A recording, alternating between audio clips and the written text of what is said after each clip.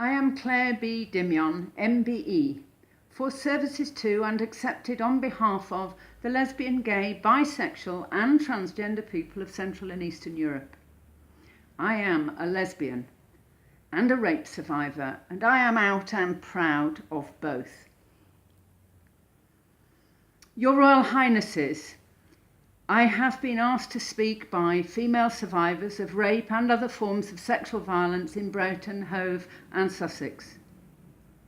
We are delighted to welcome you to Brighton, shining your much needed light onto the appalling impact of sexual violence and abuse.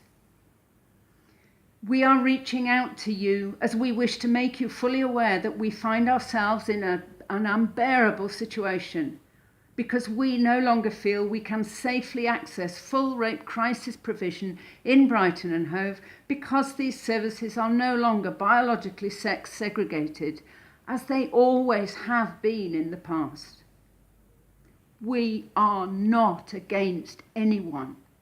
In particular, we are not against survivors or self-described victims of rape and sexual violence or abuse.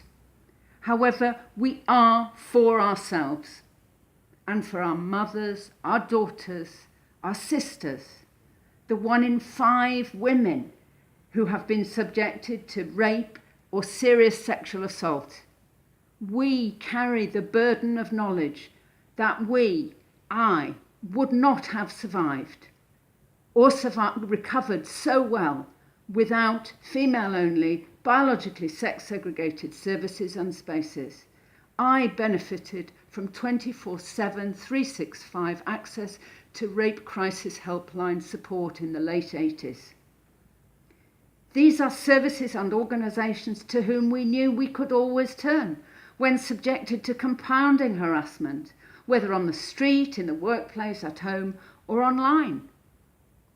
We also know from our own experiences that had those female-only services not been available, we would not have been able to ask for them and would have internalised the psychological diminution to ourselves. We do not therefore speak only for ourselves, but for others who do not feel they can speak out or be identified. Those who can only accept the already skeletal rape crisis provision. We also find ourselves in deepest pain and disbelief that the rape crisis concept, which has at its heart and throughout its history the principle that women, female as we must now call ourselves, when we have been subjected to sexual assault, must have services that are biologically sex segregated. We are aghast that such services are no longer available to women survivors in Brighton and Hove. Further, we now find an organisation that was once our backstop in times of need, condemning us for prejudice for the very real symptoms of post-traumatic stress, including hypervigilance in proximity to male-bodied people. I can attest, that we definitely do experience traumatic feelings around male-bodied people. And we know this is true for other female survivors and victims. This is already an issue that can serve to isolate us and exclude us and impacts on our mental health on a daily basis. We do thank you most sincerely for shining your very special light on this terrible subject. We thank the Duke because we know he is such an important role model for young men and boys.